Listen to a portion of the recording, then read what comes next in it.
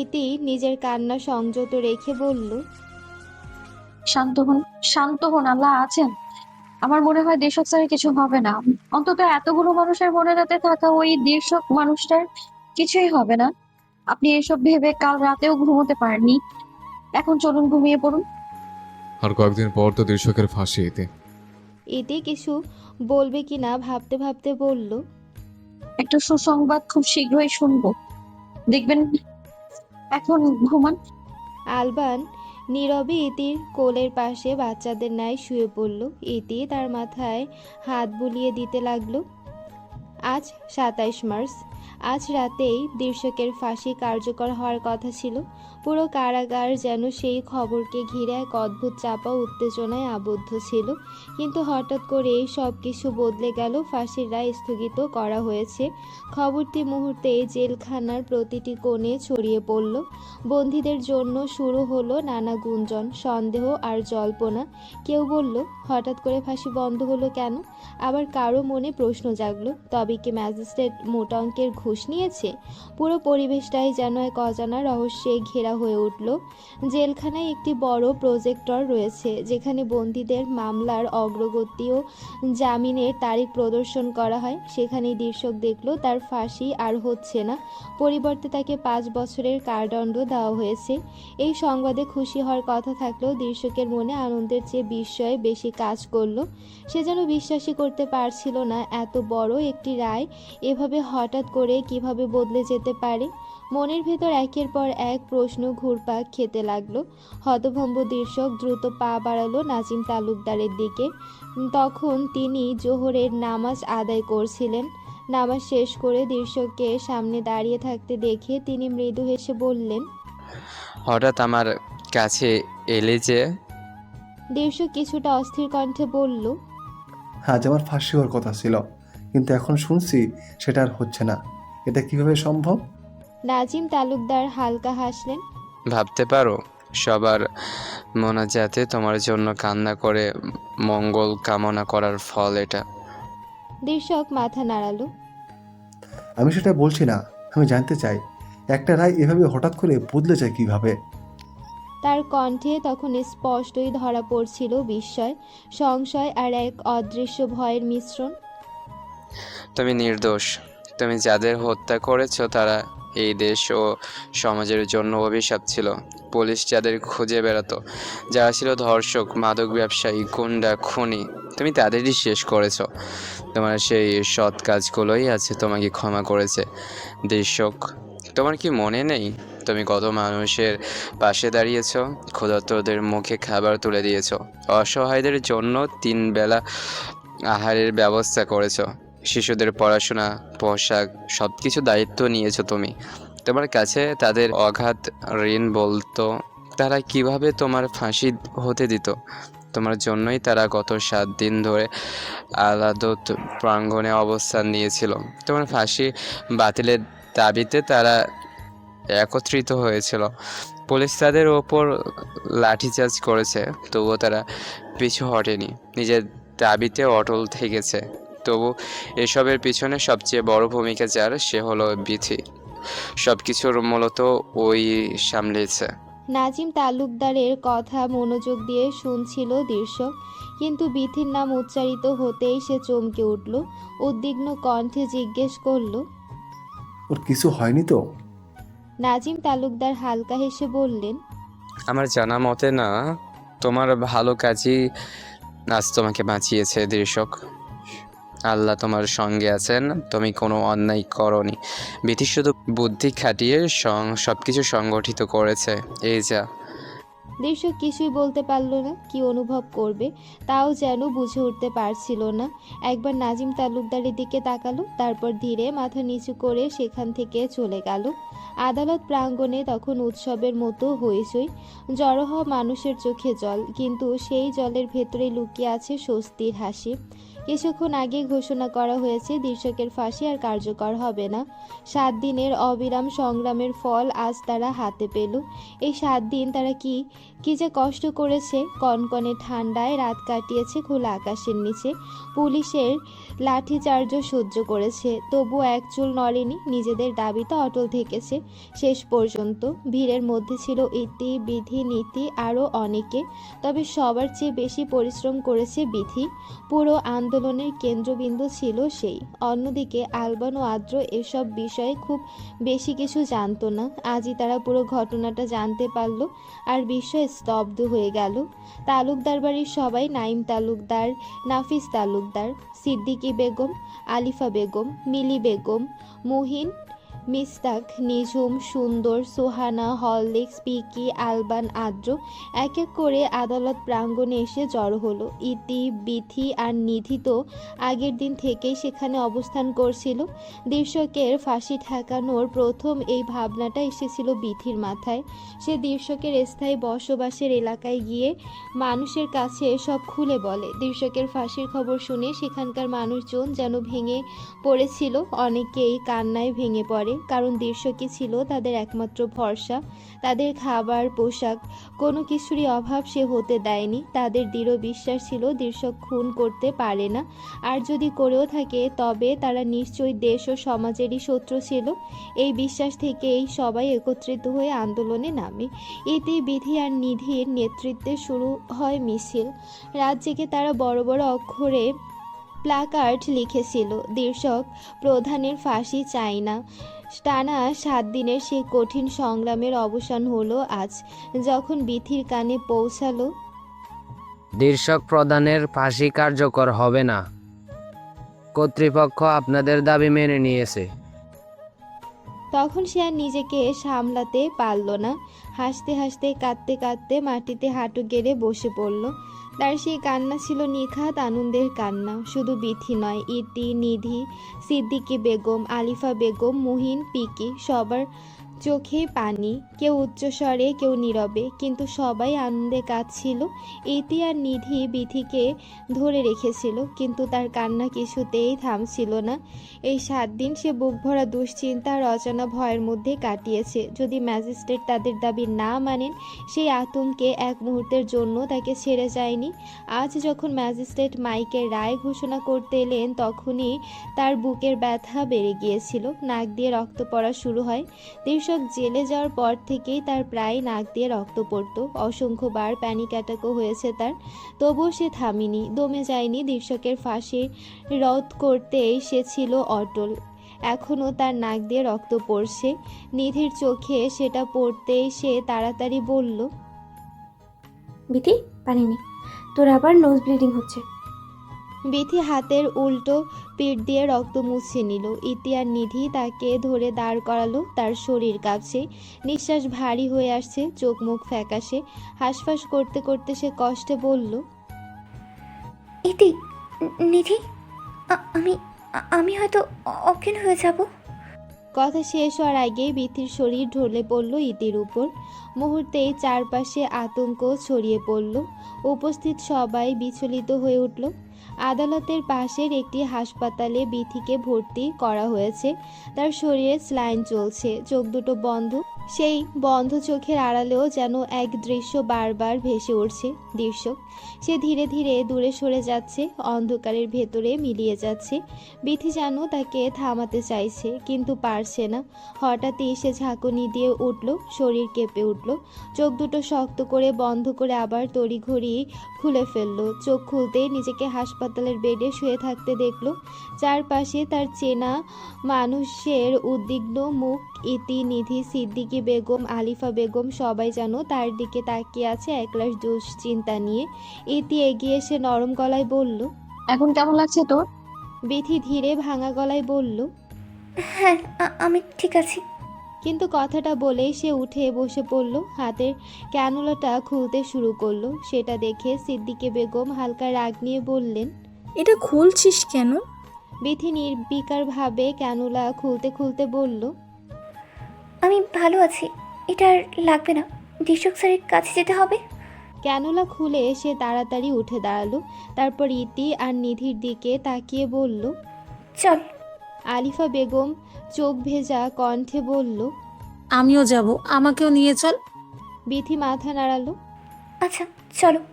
তবে নিয়ম অনুযায়ী জেলখানায় 4 জনের বেশি ঢোকার অনুমতি নেই, তাই চাইলেও মুহিন আর পিকিকে সঙ্গে নেওয়া গেল না। জেলখানার ভেতরের একপাশে একটি বড় বারান্দা, চারপাশে মোটা লোহার গ্রিল চেকের মতো ঘেরা। গ্রিলের ওপারে বন্দীদের সঙ্গে দেখা করার ব্যবস্থা। আলিফা বেগম প্রথমে নাজিম তালুকদারের সঙ্গে দেখা করতে চাইছিলেন না, কিন্তু ইতি, বিধি আর নিধির জোড়াজড়িতে শেষ পর্যন্ত তার জন্য টোকেন নেওয়া হলো। কিছুক্ষণ অপেক্ষার পর অবশেষে দীর্শক আর নাজিম তালুকদারকে নিয়ে আসা হলো।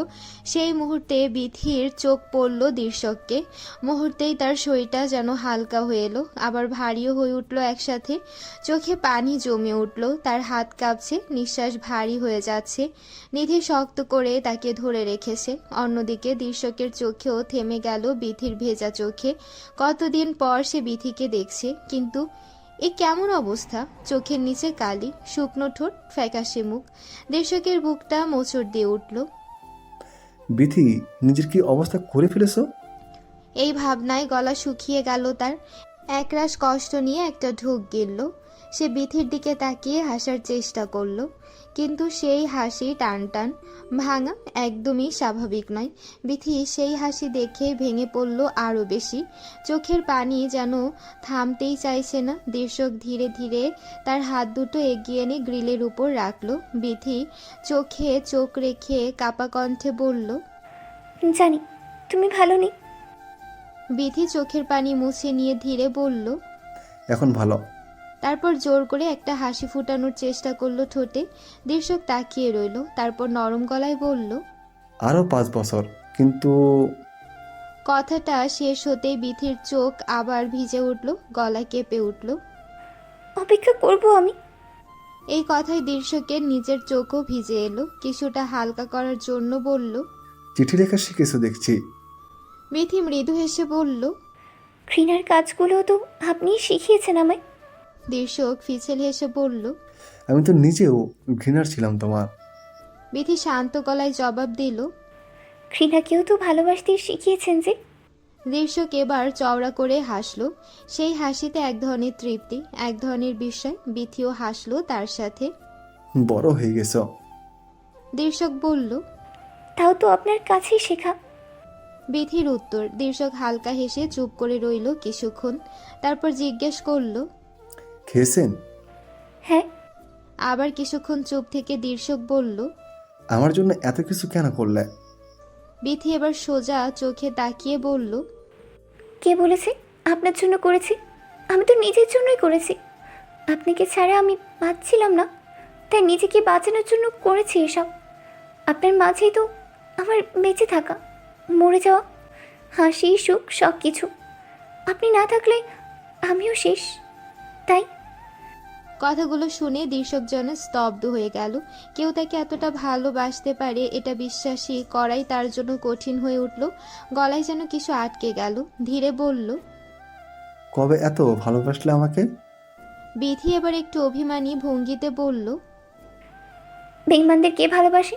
আমি তো আপনাকে ভালোবাসিই না। আপনি খারাপ মানুষ।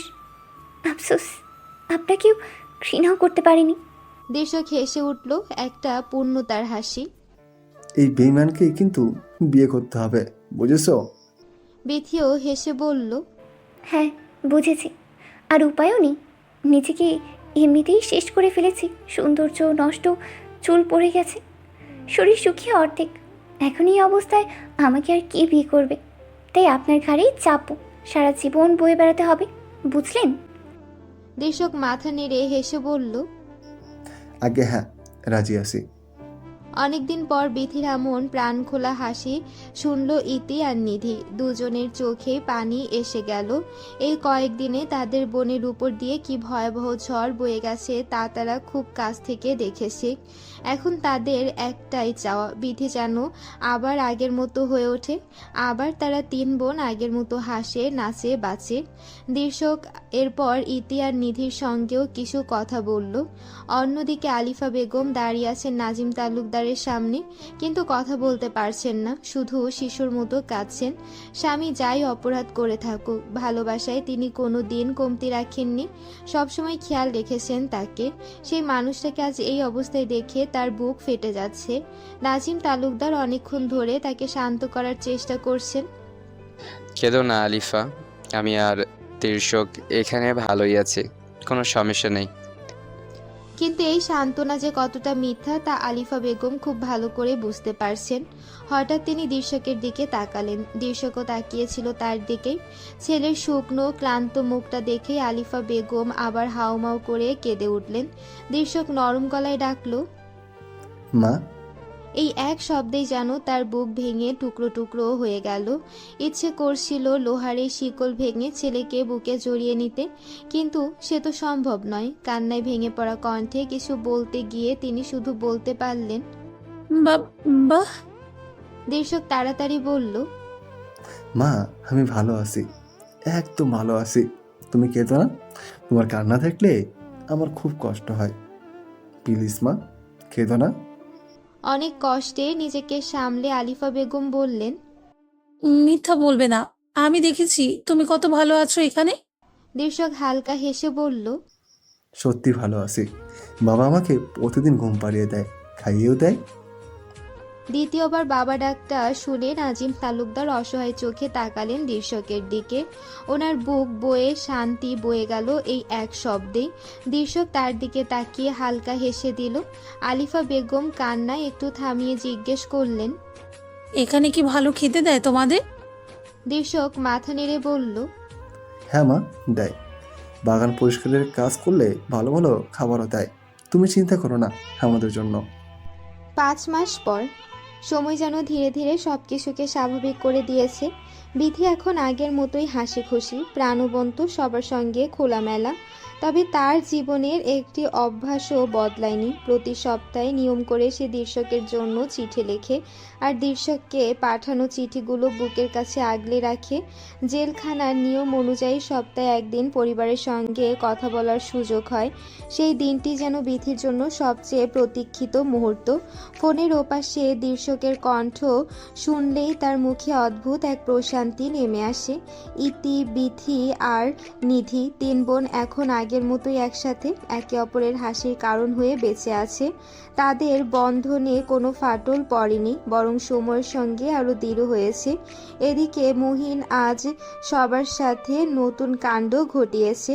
পিকিকে সঙ্গে নিয়ে পাড়ার এক মেয়েকে প্রপোজ করতে গিয়েছিল সে। সবকিছু ঠিকঠাক ছিল, কিন্তু নাটকীয়তা শুরু হলো ঠিক সেই মুহূর্তে যখন সে হাঁটু গেড়ে বসে প্রপোজ করতে গেল। হঠাৎ করেই তার প্যান্ট সোজা নিচে নেমে গেল। মুহূর্তেই চারপাশ নিস্তব্ধ। এরপর হাসি, লজ্জা আর অপমান মিলিয়ে এক অদ্ভুত পরিস্থিতি। এ নিয়ে চতুর্থবারের মতো ব্যর্থ হলো মুহিন। মেয়েটি রাগে অপমানে সেখান থেকেই চলে গেল। মুহিন হতাশ হয়ে কোনো মতে প্যান্ট ঠিক করে পিকিকে জড়িয়ে ধরে কাঁদতে লাগলো। পিকি ভাবু, ওই মেয়েটাকে ছাড়া আমি বাঁচবো না। পিকি বিরক্ত হাসি মিশ্রিত গলায় বলল, এই একটি কথাটা তুমি বারবার বলছো, মনে আছে? মুহিন নাক টেনে বলল, এইবারটা সত্যি, তুমি আমার কষ্ট বুঝবে না। পিকি ভ্রুকুচকে বলল, প্যান্ট পরে বেল পড়তে হয়, এটা জানা ছিল না? মুহিন মাথা নিচু করে বলল, মনে ছিল না। কিছুক্ষণ ভেবে পিকি বলল, শোন, ব্যাপারটা ইতি, বিধি আর নিদিকে বলো, দেখো ওরা কিছু একটা ব্যবস্থা করতে পারবে। মুহিনের চোখে সঙ্গে সঙ্গে আশার ঝিলিক দেখা দিল। আসলেই তো, এই মেয়েটিকে সে অনেক দিন ধরেই পছন্দ করে, পাশের বাড়ির মেয়ে, কিন্তু মায়ের ভয়ে কখনো সাহস করে বলতে পারেনি। আজ এত কাণ্ডের পরও তার মন হাল ছাড়েনি। পিকির হাত ধরে সে দ্রুত এগিয়ে চলল ইতি, বিধি আর নিধির কাছে। হয়তো এবার সত্যি কিছু একটা হাতে হতে চলেছে। এই 5 মাসেও ইতি আর আলবানের এমন একটি দিনও যায়নি যেদিন তারা ঝগড়া করেনি। কিছুক্ষণ আগেই তাদের মধ্যে তুমুল বাকবন্দিটা হয়েছে। তবে একটা বিষয় আলাদা, আলবান কখনো ইতির উপর হাত তুলে রাগ দেখায় না, কিন্তু ইতি যদি বামে যেতে বলে সে ঠিক ডান দিকেই যাবে। এই অবাধ্য স্বভাবটাই আলবানের একদম পছন্দ নয়। আজ সকালের ঝগড়াটাও তেমন বড় কিছু ছিল না, তবু এখন দুজনের কেউ কারোর সঙ্গে একটি কথাও বলছে না। তবে অভিমান থাকলেও দায়িত্বের কোনো ঘাটতি রাখে না ইতি। গোমরা মুখেই সে আলবানের জুতো পরিয়ে দিল, ঘড়ি হাতে তুলে দিল, এমনকি শার্টের 3টি বোতাম পর্যন্ত লাগিয়ে দিল। আলবানের মুখও কম গম্ভীর নয়, যেন কালো মেঘ জমে আসে। ইতির মাঝে মাঝে ইচ্ছে করে রান্নাঘরের সব কালো কালি এনে আলবানের মুখে মেখে দিতে। অফিসে যাওয়ার জন্য আলবান পুরো প্রস্তুত। সে খুব ভালো করেই জানে ইতি কখনো নিজ থেকে কথা বলবে না, দোষ যারই হোক সরিটা তাকেই বলতে হবে। একটা দীর্ঘশ্বাস ফেলে অবশেষে বলল, সরি। ইতি সঙ্গে সঙ্গে রাগী কণ্ঠে উত্তর দিল। সরি দিয়ে কি করব আমি? আলবান একটু এগিয়ে এসে বলল, কাছে আয়, বোঝাচ্ছি। যাব না। আরেকটা দীর্ঘশ্বাস ফেলে আলবান এগিয়ে এসে ইতির হাত ধরে টেনে নিল নিজের বুকে। তার মুখের এলোমেলো চুলগুলো কানে গুজে দিয়ে কপাল আর দুগালে আলতো চুমু দিল। নরম স্বরে বলল, আজকাল তোর সঙ্গে কোনো কিছুতেই পারি না আমি। একটু রাগ দেখালে ব্ল্যাকমেল, ঘর থেকে বের হয়ে যাব। তুই বুঝিস না, তো কিছু একটা রাত কাটানো মানে আমার কাছে একটা যুগ পার করা। তাই দোষ তোর হলেও সবসময় নিচের ঘাড়েই নেই। ইতির রাগ যেন আরো বেড়ে গেল। আবার আমার দোষ দিচ্ছেন? আলবান হালকা হেসে শ্বাস ফেলে বলল, আচ্ছা, এটাও আমার দোষ। এখন একটা চুমুতে, তাড়াতাড়ি। পারবো না। ইডিয়েট, চুমু দিতে বলেছে। ইতি এবার প্রায় কাঁদো কাঁদো গলায় বলল। আপনার সাথে আমার কথা নেই, ছাড়ুন। আলবান হেসে বলল, চুমু দিতে বলেছে, কথা বলতে না। পারবো না। এবার একটু কঠোর হয়ে বলল, তোর জেদ রাতে শুনবো ইতি, এখন চুমুতে, দেরি হয়ে যাচ্ছে। অবশেষে গম্ভীর মুখে ইতি আলবানের 2 গালে চুমু দিল। আলবান আর কিছু না বলে বাইকের চাবি আঙ্গুলে ঘোরাতে ঘোরাতে বেরিয়ে গেল। যেতে যেতে পেছন ফিরে বলল, রাতে ঠিক করে চুমু দিতে শেখাবো তোকে। তবে জানি তুই তো কালনাগিনীর মতো চুমু চেয়ে ছবল দিতেই পারিস। কথাটা শুনে ইতির রাগ আবার মাথাচাড়া দিয়ে উঠল। মেজাজ পুরো বিগড়ে গেল তার। তবে এটাও নতুন কিছু নয়, এই ঝগড়া, এই অভিমান আর তার মাঝে লুকিয়ে থাকা গভীর ভালোবাসা, এটাই তো তাদের প্রতিদিনের গল্প। ইদানিং নিধির শরীরটা ভালো যাচ্ছে না, সময় অসময় মাথা ঘোরে, অকারণে বমি বমি ভাব আসে, কিন্তু এসব কিছুই সে নিজের মধ্যেই চেপে রেখেছে। আদ্রকে কিছু জানায়নি, জানাতে চায়ও না। সে জানে এসব বললেই আদ্র অস্থির হয়ে উঠবে, সব কাজ ফেলে তাকে নিয়ে ব্যস্ত হয়ে পড়বে, অযথা দুশ্চিন্তা বাড়বে। তাই সব কিছু চুপচাপ সহ্য করেছে নিধি। এই মুহূর্তে সে গালে হাত দিয়ে বসে আছে, গভীর চিন্তায় ডুবে। ওদিকে আদ্র ড্রেসিং টেবিলের সামনে দাঁড়িয়ে নিজের চুল ঠিক করছে, পুরো প্রস্তুত হয়ে আয়নায় নিজেকেই তাকিয়ে হালকা হাসি দিয়ে বলল, চড়ুই পাখি, বলো তো আমাকে কেমন লাগছে? অন্যদিন হলে এই কথা শুনে নিধি রেগে যেত। তার মতে পুরুষদের এত সাজগোজের কি দরকার, স্ত্রী তো বাড়িতেই আছে, তাহলে আর কার জন্য এত আয়োজন। আদ্র বিষয়টা জানি, ইচ্ছে করে নিধিকে খাপানোর জন্য এসব বলে, কিন্তু আজ কোনো উত্তর এলো না। আদ্র ভ্রুকুচকে আয়না থেকে চোখ সরিয়ে নিধির দিকে তাকালো। নিঝুম চিন্তাগ্রস্ত মুখ দেখে সে হকচকিয়ে গেল। দ্রুত এসে নিধির পাশে বসে তার হাত ধরে কপালে আলতো চুমু দিয়ে বলল, কি হয়েছে চড়ুই, এত অন্যমনস্ক কেন লাগছে? নিধি চমকে উঠল, তারপর নিজেকে সামলে নিয়ে হালকা হাসলো। আমি একদম ঠিক আছি, আপনার অফিসে দেরি হয়ে যাচ্ছে, যান। আদ্র গম্ভীর হয়ে বলল। তোমার থেকে বড় কিছু হতে পারে না আমার কাছে। কি হয়েছে বলো? নিধি এবার একটু জোর করেই হাসলো। আরে কিছু হয়নি, এত চিন্তা করবেন না। আদ্র বিশ্বাস করতে পারল না। সে নিধির কপালে হাত রাখলো, তারপর গলায় শরীরে তাপমাত্রা বুঝতে চেষ্টা করলো। জ্বরও নেই, তাহলে সমস্যা কি? নিধি বুঝলো এভাবে এড়ানো যাবে না, তাই সে অন্য পথ বেছে নিল। হঠাৎ করে এগিয়ে এসে আদ্রের কপালে গভীর চুমু এঁকে দিল, তারপর তার চুলগুলো এলোমেলো করে দিয়ে নরম গলায় বলল, আমি একদম ঠিক আছি, আপনি যান, দেরি হয়ে যাচ্ছে। তবু আদ্রের মন মানল না, তার ভেতরে অদ্ভুত এক অস্থিরতা কাজ করছে। সে নিধির গলায় মুখ ডুবিয়ে গভীর শ্বাস নিল, তারপর ধীর স্বরে বলল, নিজের প্রতি এত অবহেলা করো না, এটা কিন্তু তোমার স্বামীর জন্য খুব ক্ষতিকর হবে। নিধি হেসে ফেলল। ঠিক আছে, বুঝেছি, এখন যান। অবশেষে কিছুটা অনিচ্ছা নিয়েই আদ্র উঠে দাঁড়ালো। নিধির কপালে আরেকবার চুমু দিয়ে বলল, আল্লাহ হাফিজ। তারপর ধীরে ধীরে বেরিয়ে গেল। নিধি চুপচাপ বসে রইল। মুখে হাসি থাকলেও মনের ভেতরটা অদ্ভুত এক অজানা অনুভূতিতে ভরে উঠেছে। বিথি বারান্দায় বসে ডায়েরি খুলে চিঠি লিখতে শুরু করেছে। মনটা আজ অদ্ভুতভাবে নরম। ঠিক তখনই হঠাৎ করে কোথা থেকে যেন উড়ে এলো মুহিন। হাঁপাতে হাঁপাতে চিৎকার করে উঠল। বিতি আফু! এত জোরে ডাক শুনে বিথি প্রায় চেয়ার থেকে লাফিয়ে উঠল। বুকের ভেতরটা ধক করে উঠল। বিরক্ত হয়ে বলল, এই এত জোরে চিল্লাচ্ছিস কেন? কি হয়েছে? মুহিন হাঁটুতে হাত রেখে হাঁপাতে হাঁপাতে বলল। আফু, তাড়াতাড়ি চল। বিথি কপাল কুঁচকে বলল। কেন, কি হয়েছে? মুহিন শ্বাস সামলে নিয়ে বলল। পিকি ভাবুকে কয়েকটা ছেলে মিলে তুলে নিয়ে গেছে। কথাটা শুনে যেন মুহূর্তেই বিথির মাথায় বাজ পড়ল। কি বলছিস এসব? মুহিন এবার একটু জোর দিয়ে বলল। সত্যি বলছি। বিথি অবিশ্বাসের চোখে তাকিয়ে বলল, আজব কথা, কেউ পিকি ভাপুকে তুলে নিয়ে যাবে কেন? ওর তো কোনো শত্রুই নেই। মুহিন একটু থেমে গম্ভীর গলায় বলল, আমার মনে হয় ওরা পিকি ভাবুকে মেয়ে তুলে নিয়ে গেছে। এক সেকেন্ড নীরবতা। তারপর হঠাৎ করে বিথি হেসে ফেলল।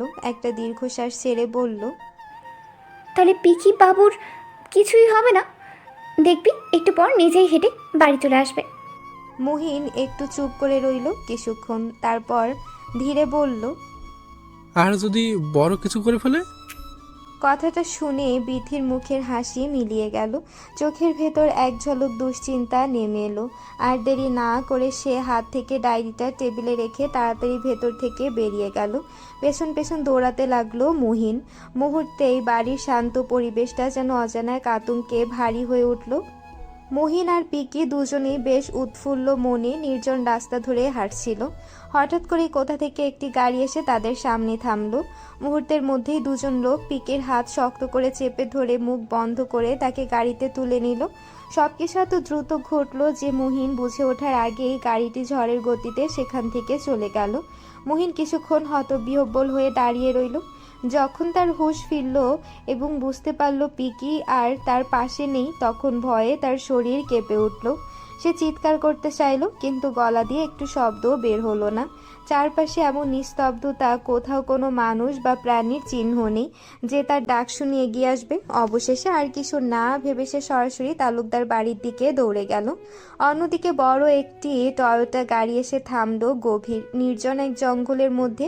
গাড়িতে থাকা তিনজন পুরুষ বেশ উৎফুল্ল। তারা পিকিকে মেয়ে ভেবেই তুলে এনেছে এবং এখনও সেটাই বিশ্বাস করছে।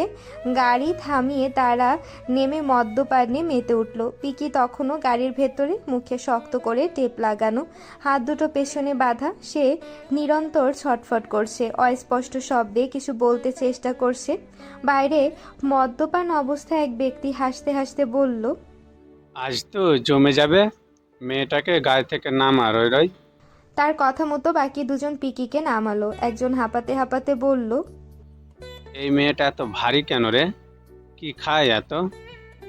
মাটিতে পড়তে পিকি আরো জোরে ছটফট করতে লাগলো। আর তিনজনই অট্টহাসিতে ফেটে পড়ল। হঠাৎ একজন পিকির দিকে ভালো করে তাকিয়ে ভ্রু কুঁচকে বলল, এ আবার কেমন মেয়ে?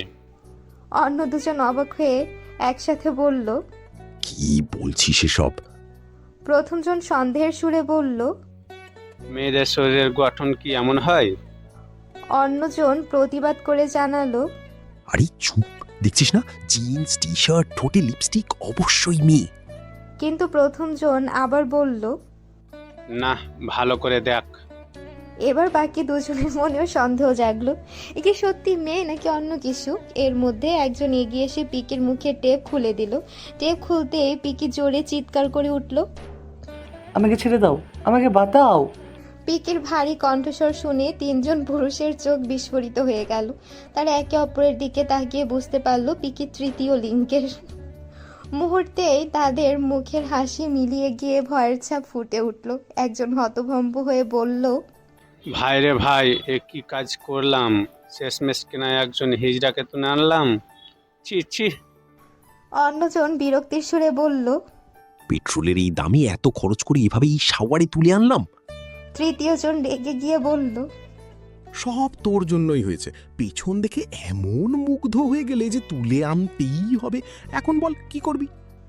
প্রথম জন কিছুটা অপ্রস্তুত হয়ে জবাব দিল, পেছন দেখে তো একদম সুন্দরী মনে হলো, কে জানতো এমন হবে।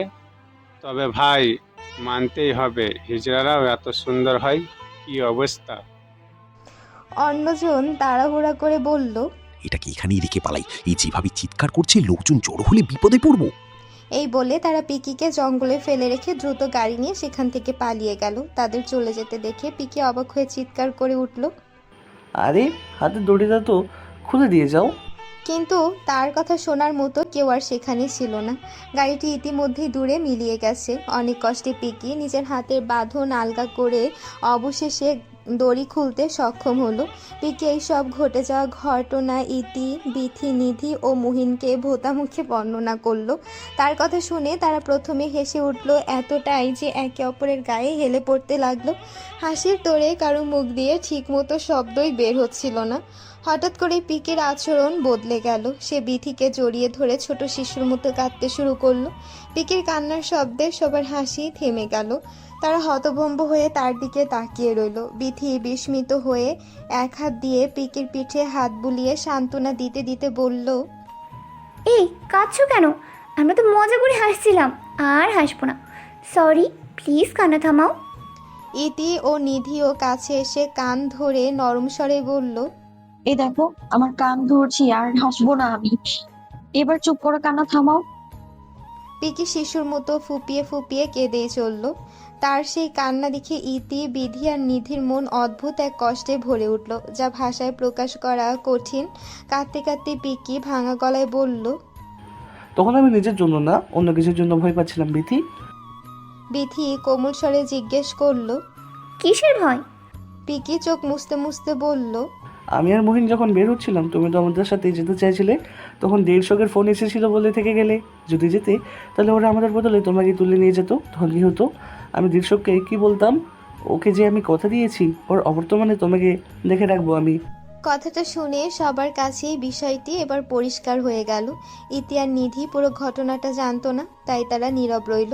কিন্তু পিকের সরল কথায় বিথির মুখে হালকা হাসি ফুটে উঠল।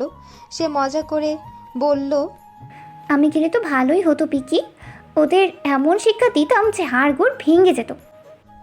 পিকি সঙ্গে সঙ্গে গম্ভীর হয়ে বলল, ওরা আমার হাত পা মুখ সব বেঁধে দিয়েছিল বিথি, তাহলে তোমার কি করতে ভাবো? বিথি দীর্ঘশ্বাস ফেলে পিকিকে নিজের থেকে আলতো করে সরিয়ে দিল। তারপর তার চোখের পানি মুছে দিয়ে স্নেহ ভরা কণ্ঠে বলল, এবার একদম চুপ। দেখো, আমি একদম ঠিক আছি, তোমার সামনেই তো দাঁড়িয়ে আছি। এখন চলো কিছু খেয়ে নিই। দুপুর গড়িয়ে যেতে না যেতে আরেকটি অপ্রত্যাশিত ঘটনা ঘটল। হঠাৎ করে নিধির মাথা ঘুরে গেল। সে ড্রয়িং রুমে অজ্ঞান হয়ে পড়ে গেল। সবাই ভয় পেয়ে গেল। দ্রুত তাকে ঘরে নিয়ে গিয়ে শুয়ে দেওয়া হলো বিছানায়।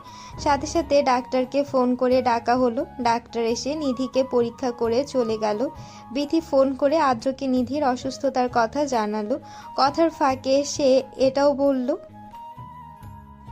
কিন্তু নিধির অসুস্থতার খবর শুনে আদ্র এতটাই বিচলিত হয়ে পড়েছিল যে মিষ্টির কথা তার কানে পৌঁছালোই না। সে অফিসের সব কাজ ফেলে তড়িঘড়ি করে বাইক নিয়ে বাড়ির দিকে রওনা দিল। বাড়িতে পৌঁছে সে আর কোথাও না তাকিয়ে সোজা নিজের ঘরের দিকে দৌড় দিল। ঘরে ঢুকতেই থমকে গেল বিছানায় শুয়ে থাকা নিধির ফ্যাকাশে মুখ দেখে। তার বুক ধকধক করল। সারাদিন যার হাসি আর কথায় ঘর ভরে থাকে, সেই নিধিকে এভাবে নিশ্চুপ শুয়ে থাকতে দেখে তার চোখে জল এসে গেল। চুপচাপ নিধির পাশে বসে আদ্র তার কপালে আলতো করে চুমু খেলো। তার চোখ থেকে গড়িয়ে পড়া এক ফোঁটা পানি নিধির চোখে পড়তেই নিধি একটু নড়ে চড়ে উঠল। সে প্রিয় মানুষের স্পর্শ অনুভব করলো। বুঝতে পারল তার আদ্র ছুটে এসেছে, কিন্তু আদ্র কাছে। এই অনুভূতি হঠাৎই নিধির মনে দোলা দিল। সঙ্গে সঙ্গে সে ধীরে ধীরে চোখ খুলল। আদ্র তখন তার দুই চোখে আলতো চুমু এঁকে দিল। উদ্বিগ্ন কণ্ঠে বলল, তোমার অসুস্থতা শুনে আমি তো নিজে অসুস্থ হয়ে যাচ্ছি। নিধি, কি হয়েছে তোমার? সকালে তো কিছুই বলনি আমায়। নিধি দুগালে মিষ্টি হাসি ফুটিয়ে ধীরে ধীরে উঠে বসতে চাইলে আদ্র তাড়াতাড়ি তার বাহু ধরে তাকে সহায়তা করলো। উঠে বসে নিধি অভ্যাস মতো আদ্রের পুরো মুখে একের পর এক চুমু এঁকে দিল। আদ্র অফিস থেকে ফিরলে এটাই তার স্বাভাবিক অভ্যর্থনা, আজও তার ব্যতিক্রম হলো না। তারপর নিধি দুহাতে আদ্রের মুখটা আলতো করে ধরে হাসি মুখে বলল, আমি একদম সুস্থ। আদ্র কোনো কথা না বলে ঝট করে নিধিকে বুকের মাঝে শক্ত করে জড়িয়ে ধরল, কণ্ঠে স্পষ্ট উদ্বেগ। তোমার কিছু হলে আমি বাঁচবো না নিধি। নিজের এত অবহেলা করছো কেন? নিধি হালকা হাসি দিয়ে বলল। আদ্র নিধির চুলগুলো একত্র করে খোপা বাঁধতে বাঁধতে গম্ভীর স্বরে বলল, ওসব মিষ্টি 10 বছর থেকে ঘৃণা করি আমি। ছোটবেলায় এই মিষ্টি খেয়েই তুমি ভীষণ অসুস্থ হয়ে পড়েছিলে, তাই বলছি আই হেট মিষ্টি। তুমি কিন্তু একদম খাবে না। নিধি বিস্মিত চোখে আদ্রের দিকে তাকিয়ে রইল। এ আবার কেমন কথা? আচ্ছা সেসব থাক, এখন কিন্তু সুসংবাদ শোনার জন্য মিষ্টি লাগবেই, তাড়াতাড়ি নিয়ে আসুন। আদ্র হেসে নিধির গালে চুমু দিয়ে বলল, আমার ছোট্ট চড়ুই, আমার লাভলি গার্ল, তুমি সুস্থ আছো, এটাই আমার কাছে সবচেয়ে বড় সুখবর। নিধি একটু রহস্যময় ভঙ্গিতে হাসল। এর থেকেও বড় সুখবর আছে, খুব খুব বেশি খুশি। আদ্র ভ্রুকুচকে তার দিকে তাকালো। কি সেই খুশির খবর? নিধি লজ্জায় চোখ নামিয়ে মৃদু হাসল। আদ্র মুচকি হেসে বলল, এভাবে লজ্জা পাচ্ছ কেন নিধি? নিধি মৃদু হেসে আদ্রের একটি হাত নিজের জামার ভেতর দিয়ে আলতো করে উন্মুক্ত পেটে রেখে তার কানের কাছে ফিসফিস করে বলল, আমাদের অস্তিত্ব, একটা ছোট্ট প্রাণ আসছে, আমাদের ছোট্ট সোনা আসছে পৃথিবীতে। নিধির এমন কথায় আদ্রের চোখ বিস্ময়ে বড় হয়ে গেল। এই সংবাদে তার খুশিতে ভরে ওঠার কথা, কিন্তু নিধি স্পষ্টই দেখল সেই আনন্দের ছাপ তার চোখে নেই, বরং এক অদ্ভুত অস্থিরতা। ধীরে ধীরে আদ্র তার হাতটা নিধির পেট থেকে সরিয়ে নিল। নিধি অবাক হয়ে তার দিকে তাকিয়ে রইল, কিছুই বুঝতে পারছে না। এমন সুখবর শুনে তো তার উচ্ছ্বাসিত হয়ে ওঠার কথা। আদ্র হঠাৎই চোখ মুখ হাত দিয়ে মুছে বিছানা থেকে উঠে দাঁড়ালো। অস্থির ভঙ্গিতে পায়চারি করতে লাগলো, মাঝে মাঝে নিজের চুল মুঠো করে টানতে লাগলো। তারপর হঠাৎ করে এসে নিধির 2 হাত শক্ত করে ধরে শান্ত অথচ চাপা কণ্ঠে জিজ্ঞেস করলো, কয়দিন হয়েছে? নিধি মলিন মুখে হালকা হাসি দিয়ে বলল, 4 সপ্তাহ। এরপরই আদ্র হঠাৎ করে তার হাত টেনে বলল, চলো।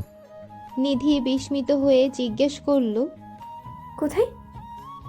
আদ্র ঠান্ডা গলায় বলল, অ্যাবর্শন করাতে। নিধি যেন বিশ্বাসই করতে পারল না, আতঙ্কে চিৎকার করে উঠল। কি, আপনি পাগল হয়ে গেছেন? ছাড়ুন আমাকে। আদ্র কঠোর কণ্ঠে বলল, যা ভাবছো ভাবো, তার আগে এটা করাতেই হবে।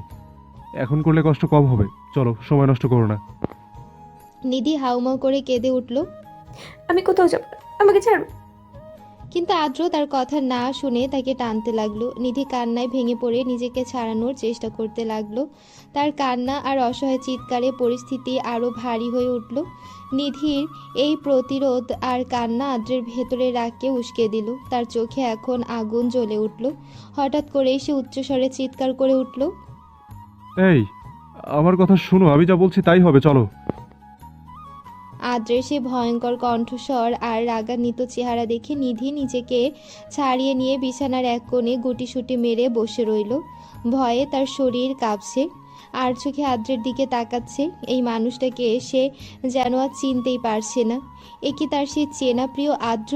রাগের তীব্রতায় আদ্রের কপালের রগ ফুলে উঠেছে, চোখ দুটো লাল হয়ে আছে। কিন্তু মুহূর্তেই যখন সে লক্ষ্য করলো নিধি ভয় অস্বাভাবিকভাবে কাঁপছে, তখন তার রাগ ধীরে ধীরে গলে গেল। অস্থির হয়ে সে নিধির কাছে এগিয়ে এলো। নিধি তাকে কাছে আসতে দেখে আরও ভয়ে কেঁপে উঠে নিজেকে আরও গুটিয়ে নিল। আদ্র 2 হাতের মাঝে নিধির মুখ তুলে ধরে নরম কণ্ঠে বলল, আমাদের সন্তান লাগবে না নিধি, আমরা দুজনেই তো সুন্দরভাবে জীবন কাটিয়ে দিতে পারি। চলো, অ্যাবর্শন করে ফেলি, আমি তোমাকে হারাতে পারবো না। নিধি কাপা হাতে তার মুখ থেকে আদ্রের হাত সরাতে চেষ্টা করলো। ছাড়ুন, আমার খুব ভয় করছে। আদ্র সঙ্গে সঙ্গে তাকে বুকের মধ্যে টেনে নিয়ে বলল, সরি পাখি, আর এমন হবে না, আমি বুঝিনি তুমি এত ভয় পাবে। সরি, চলো এখন। কিন্তু নিধি এবার রাগ আর কষ্টে ভেঙে পড়ল। কাঁদতে কাঁদতে আদ্রের বুকে কয়েকবার ঘুষি মেরে বলল, আমি অপারেশন করব না, এটা আমার বাচ্চা, করব না, শুনেছেন? আদ্র কঠিন স্বরে বলল। জেদ করো না নিধি। নিধি চোখ ভেজা রেখেই বলল। যা মনে হয় করুক। আদ্র শুকনো ঢোক গিলে হঠাৎ পাগলের মতো নিধির মুখে বারবার চুমু এঁকে দিয়ে ভাঙা কণ্ঠে বলল। আমার মা আমাকে জন্ম দিতে গিয়ে মারা গিয়েছিল, তাতে হয়তো বাবার কিচ্ছু যায় আসেনি, কিন্তু তোমার কিছু আর আমি কিভাবে বাঁচবো? আমার খুব ভয় করছে নিধি। দেখো না আমার বুকটা কেমন কাঁপছে, আমার শরীরটাও কাঁপছে। আমি তোমাকে হারাতে পারবো না চড়ুই। চলো আমরা বাচ্চা ছাড়াই একটা জীবন কাটিয়ে দিই। আলবান আর দেড়শকের বাচ্চা তো হবেই, তাদের সন্তানের তুমি মন ভরে আদর করবে, কিন্তু আমি এই ঝুঁকি নিতে পারবো না। এবার নিধি বুঝতে পারল আদ্রের ভয়ের গভীরতা কোথায়। সে নিজেকে সামলে নিয়ে ধীর স্বরে বলল। এটা আপনার ভুল ধারণা। সবাই সন্তান জন্ম দিতে গিয়ে মারা যায় না, আল্লাহ নিয়ে নেয় তাদের। আমার কিচ্ছু হবে না, দেখবেন। আমি আর আমাদের সন্তান দুজনেই সুস্থভাবে আপনার কাছে ফিরে আসবো। আদ্র আবার তাকে শক্ত করে জড়িয়ে ধরে বলল। আমার এসব বিশ্বাস হয় না নিধি, আমি এত বড় ঝুঁকি নিতে পারবো না। আর তোমার শারীরিক অবস্থাও এখন তেমন ভালো না, এই বয়সেও না। নিধি এবার একটু রাগ দেখিয়ে বলল। আমার কিন্তু রাগ হচ্ছে এবার। আদ্র নিঃশ্বাস ফেলে বলল। যাই হোক এই ঝুঁকি আমি নেব না। নিধি নিজের কাঁপুনি সামলে নিয়ে এগিয়ে এসে আদ্রের ঠোঁটে আলতো করে চুমু দিয়ে দৃঢ় কণ্ঠে বলল। আমি আপনার স্ত্রী, আপনার অনাগত সন্তানের মা, আপনাকে কথা দিচ্ছি। আমি এবং আমাদের সন্তান দুজনেই সুস্থভাবে আপনার কোলে আপনার ঘরে ফিরে আসবো। তবু আদ্রের ভয় কাটল না। একের পর এক ঢোক গিলল সে। অজানা এক আতঙ্ক যেন তাকে গ্রাস করে রেখেছে। ঠিকমতো নিঃশ্বাস নিতেও পারছে না। তার মনে হচ্ছে নিধিকে কোথাও লুকিয়ে রাখে, যেন কোনোভাবেই তার কিছু না হয়।